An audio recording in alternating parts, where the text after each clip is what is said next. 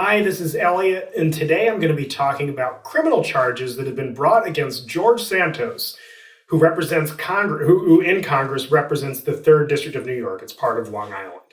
Now, you've probably heard, particularly if you're tuning into this program, you've probably heard about Congressman Santos before and some of the, for lack of a better term, circus that has surrounded him going back to the days of his candidacy for office last year. Now, if you remember, he was accused of possibly breaking campaign finance laws, maybe violating conflict of interest laws.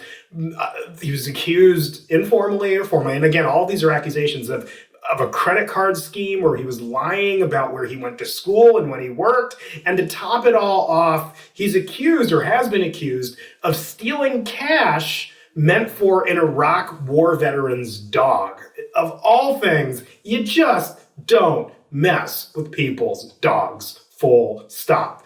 But for today, let's do a little exercise and put all of that out of our minds. Forget everything about the credit cards and the violations and all that business and the dog. Forget about the dog, as hard as that is. And let's look at the criminal indictment of Congressman Santos. And it's important, and I'm going to talk about this in a few minutes, it's very important to separate out what you know about somebody, what you think you know about somebody, and what they've actually been charged with or will be charged with in a court of law.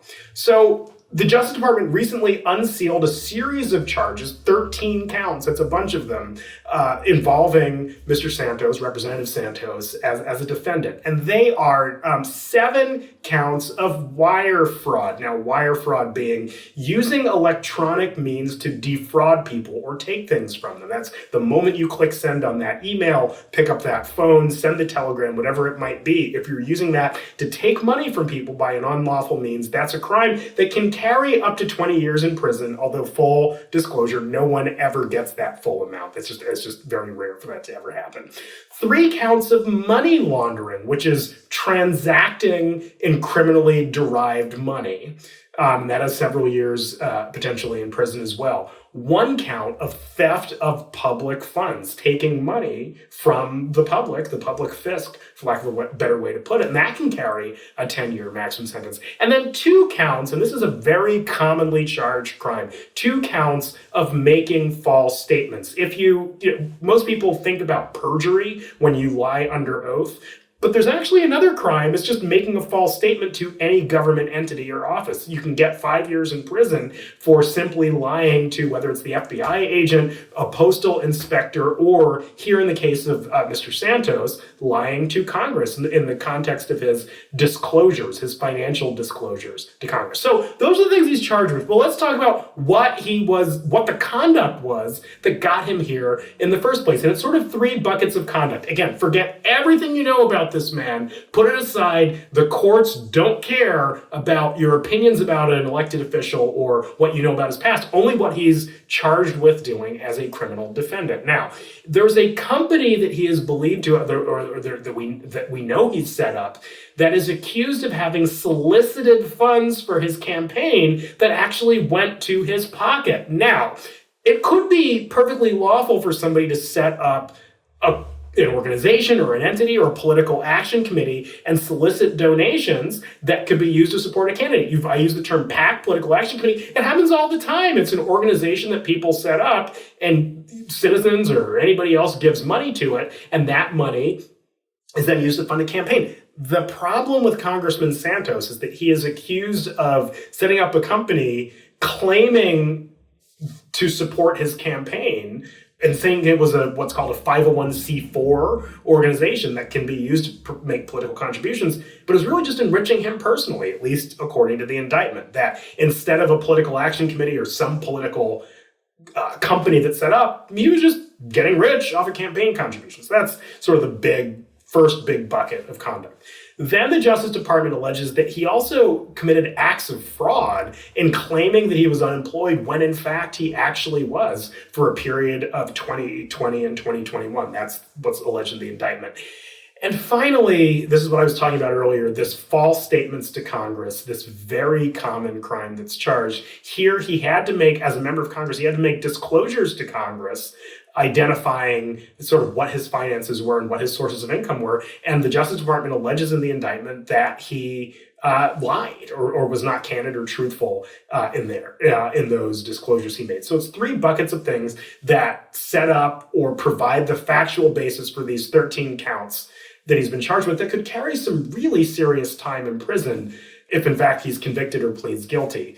Notably, what I did not say here is that he could, none of these decades in prison that any of these charges, if stacked together, would mean that he would have to give up his seat in Congress. You actually can still hold your seat in Congress when facing criminal charges. The simple fact is, or the reality is, you can't serve in Congress, or you won't serve in Congress until your colleagues tell you can't. And it's really up to the House of Representatives, but particularly Kevin McCarthy and the leadership of the House Republican caucus to decide whether he can go forward as a member of Congress. They are a membership organization, and it's up to them as their members. Now, it gets a little, if he were charged with insurrection or found to be an insurrectionist, he could be booted out of office under the 14th Amendment. That's a whole thing for another video. We'll talk about that another day. But the simple fact is he can serve in Congress this whole time.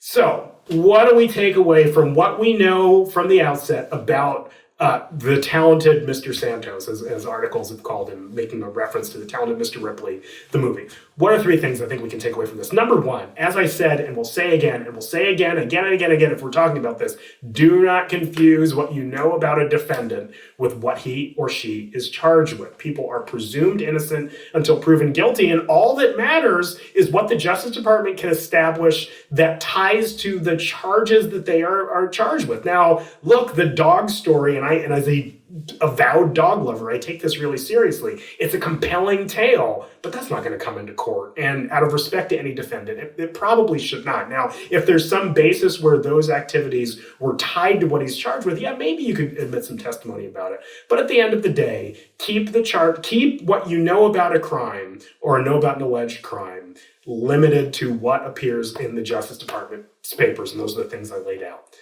Number 2, the legal and political in our world that we live in so often get mixed up and confused. And here you have inextricable political and legal considerations. And look, I can tell you, as somebody who worked at sort of a very high level in the Justice Department, I'm certain, I would think, that before these charges were brought, the folks in Washington, the suits, of which I used to be, weighed in on whether to bring these charges, or at least where it was brought to their attention that a very sensitive indictment was going to come because of, look, the law knows no fear or favor. People can be charged with crimes no matter who they are.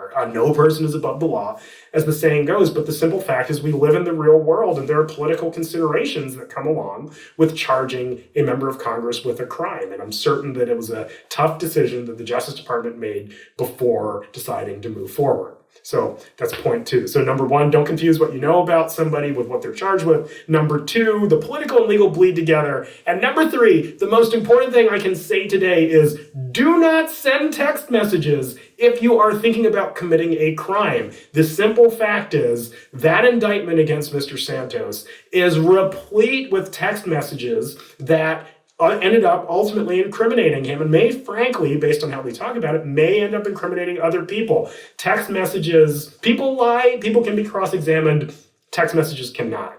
And text messages, you might be telling a lie in a text message, but that text message itself doesn't lie. And it's on paper, or it's on the screen. Once authorities get a hold of it, it is incredibly valuable evidence that can be used against someone in a court of law. And I think this is not the first or last you're going to hear about text messages in this case. They ended up being very central to the indictment. So much to see, even as we're just beginning to learn the details of this indictment and the charges against Mr. Santos and where he goes in the future from here, where House Republicans go from here. Your guess is as good as mine. We will keep talking about it. Thanks for listening. Thanks for tuning in. If you enjoyed this video and other Talking Feds content, please take a second to like and subscribe. Talk to you later.